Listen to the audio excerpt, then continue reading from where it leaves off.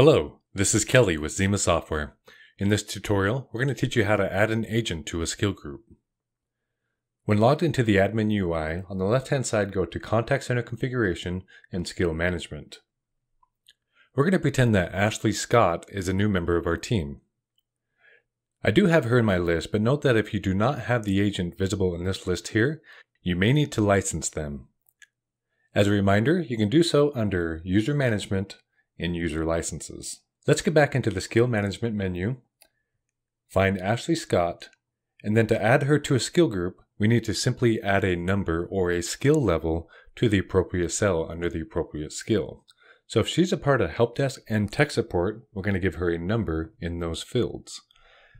The numbers are based on her skill level, where 10 is the highest and most likely to take a call, and 1 is the lowest, all depending on which routing algorithm you choose, which you'll learn about in another tutorial.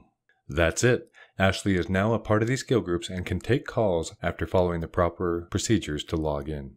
As always, click Save to finalize.